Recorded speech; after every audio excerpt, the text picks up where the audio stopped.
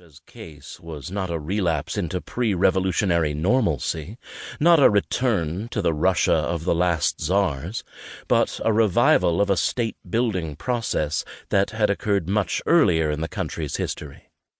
Inevitably, this resuscitated various old regime practices, which places a strong counter-revolutionary stamp on Stalin's revolution. To say this is not to deny that much of what went on in the 1930s moved Russia to modernity. Stalin's Russia of the 1930s rapidly industrialized in the drive for expanded military power, as Tsar Peter's Russia had tried to do in the early 18th century. Urbanization proceeded apace. Stalin sent the nation to school, emphasizing technical and vocational education. And there were technological achievements of note, especially in such fields as aviation. None of this, however, contradicts this book's thesis. Certain preconditions had to exist for the reversion to a long-past developmental mode to take place. One was the pattern of state-sponsored revolutionary change in Russia's earlier history. Yet patterns out of a nation's past do not reappear simply because once they were there.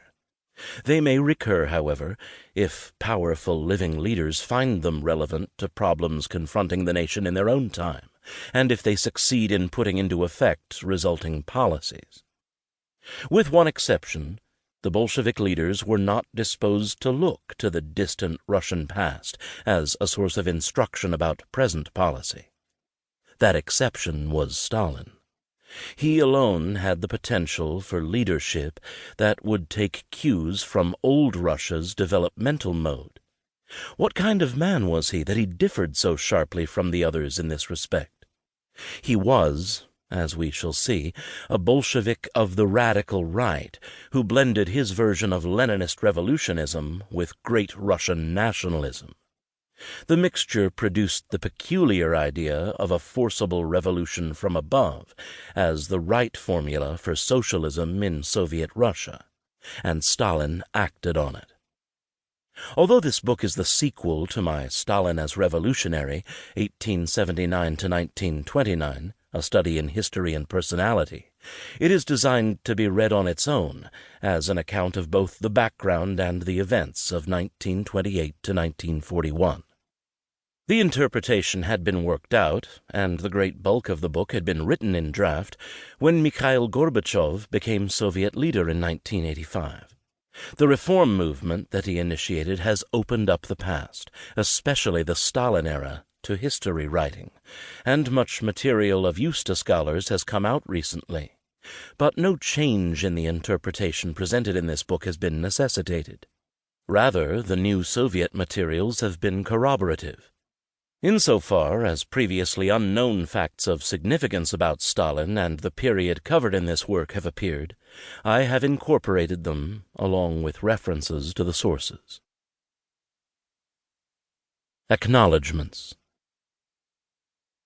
When a book has been in preparation for over 15 years, as this one has, the number of debts of gratitude to persons and institutions grows correspondingly long.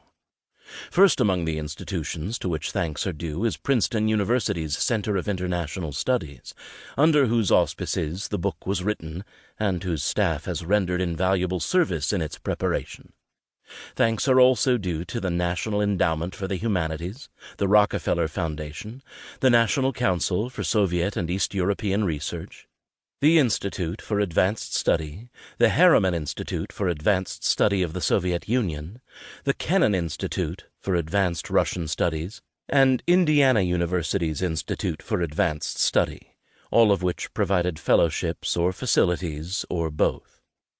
Harvard provided access to its Trotsky Archive, the Hoover Institution to its Boris I. Nikolaevsky collection, and Columbia University to its Bakhmetiev collection. Grants from the International Research and Exchanges Board enabled me to pursue research on Stalin in the Soviet Union for a month in 1977 and 4 months in 1989, very much to this book's benefit. Among the many persons who have helpfully contributed to my work on this volume, I should list my wife, Yevgenia Piestretsova Tucker of Princeton University, who was very supportive.